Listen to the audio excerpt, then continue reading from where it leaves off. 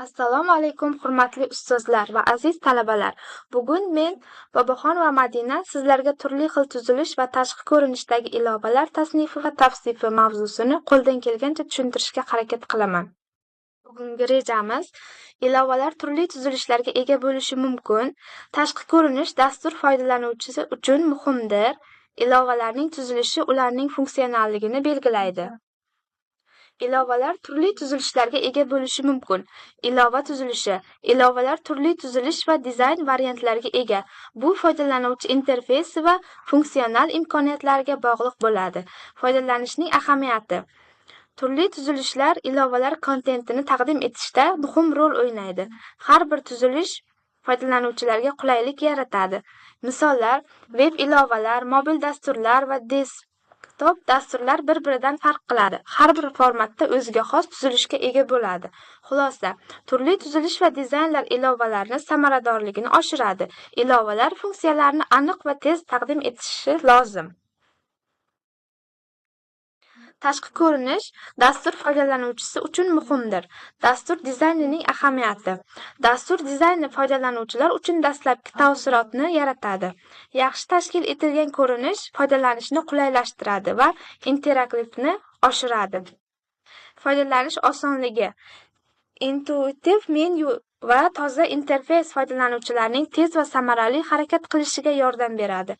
Bu foydalanuvchi qoniqtirishi uchun zarur ahamiyatga ega bo'ladi. Ilovalarning tuzilishi ularning funksionalligini belgilaydi. Ilova tuzilishi. Ilovalarning tuzilishi dasturiy ta'minotning dastlabki asosi hisoblanadi. Bu tuzilish elementlar va ularning o'zaro bog'lanishini belgilaydi. Funksionallik. Ilova tuzilishi uning funksionalligini aniqlaydi. Har bir komponentning vazifasi dasturiy jarayonlarda muhim ahamiyatga ega bo'ladi. O'zaro bog'lanish. Tuzilish o'zaro bog'lanishlarni va ma'lumotlar oqimini ta'minlaydi. Bu esa foydalanuvchi tajribasini yaxshilashga yordam beradi. Natijalar. Barcha yuqoridagi omillar ilovalarning sifatini belgilaydi. Ilova samaradorligi va funksionalligini tushunish uchun muhimdir. Mobil ilovalar va veb ilovalar orasidagi farqni bilish zarur. Mobil ilovalar telefonlar va planshetlar kabi mobil qurilmalarda ishlash uchun mo'ljallangan bo'ladi. Ular o'zaro aloqani ta'minlaydi va ishlatishga qulay interfeysga ega bo'ladi. Misol uchun Instagram, WhatsApp mobil ilovalar sifatida tanilgan. Veb ilovalar internet orqali ishlaydi. Har qanday brauzerda ochilishi mumkin. Ular platformaga bog'liq emas. Ya'ni bir misol sifatida Google Docs va Trello veb ilovalari misol bo'la oladi. Ilovalar dizayni foydalanuvchining tajribasini yaxshilaydi. Ilova dizaynining ahamiyati. Ilova dizayni foydalanuvchi tajribasini yaxshilashda asosiy rol o'ynamaydi. Tashqi ko'rinish va navigatsiya qulayligi xizmatlarga ega talabni oshiradi. Foydalanuvchi interaksiyasi. Yaxshi dizayn foydalanuvchilarni ilova bilan tez va samarali o'zaro aloqada qilish imkonini beradi. Bu jarayonda tushunarli interfeys muhim ahamiyatga ega bo'ladi. Vizual estetika. Yuqori sifatli vizual komponentlar foydalanuvchilarni ilovaga jalb qiladi. Ushbu elementlar hissiy munosabatni kuchaytiradi va vaqt o'tishi bilan qayta ishlatishni rag'batlantiradi. Yilda doimiy rivojlanish. Dizayn jarayoni foydalanuvchi fikrlarni muntazam ravishda inobatga olish zarur. Har doim yangilanishlar va takliflar bilan ta'minlash foydalanuvchi qoniqishini oshiradi.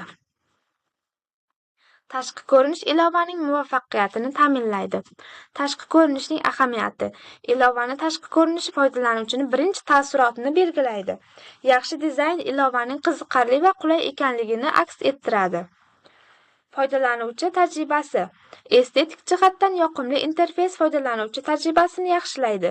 Bu foydalanuvchilarni ilovaga bog'lashda muhim ahamiyatga ega bo'ladi. Responsive dizayn ilovalarning keng ko'lamda foydalanishini ta'minlaydi. Responsive dizayn mobil va kompyuter qurilmalarida ilovalarning samarali faoliyat ko'rsatishini ta'minlaydi.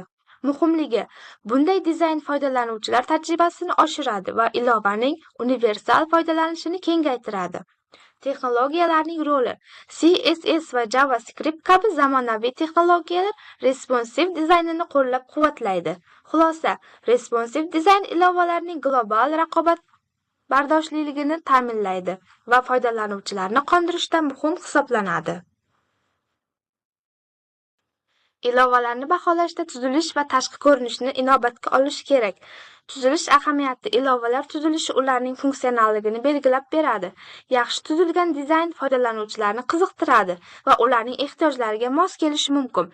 Tashqi ko'rinish: ilovaning tashqi ko'rinishi uning brendi va foydalanuvchilarni jalb qilish imkoniyatini belgilaydi. Estetik jihatdan jozibali dizayn ahamiyatlidir. Dizayn va funksionallik o'rtasidagi muvozanatni saqlash zarur.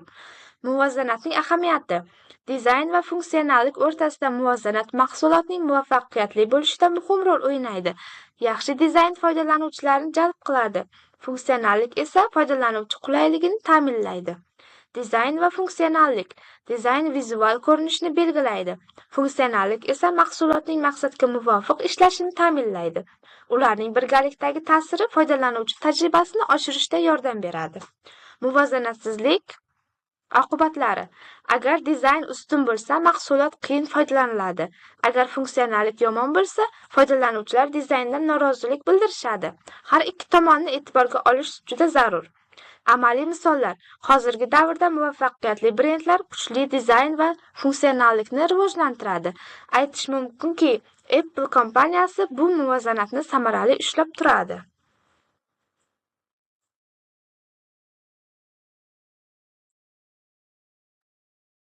Foydalanuvchi interfeysi ilovaning muvaffaqiyatida muhim rol o'ynaydi. Foydalanuvchi interfeysi tushunchasi: foydalanuvchi interfeysi ilovaning foydalanuvchi bilan o'zaro aloqasini ta'minlaydi. Ushbu texnologiya yuklanish va ishlash jarayoni uchun muhim ahamiyatga ega. Ilova muvaffaqiyati uchun ahamiyati: yaxshi foydalanuvchi interfeysi ilovaning amaliyotini soddalashtiradi. Foydalanuvchilar qulay ish muhitida tez ko'nikma hosil qiladi. E'tiboringiz uchun rahmat.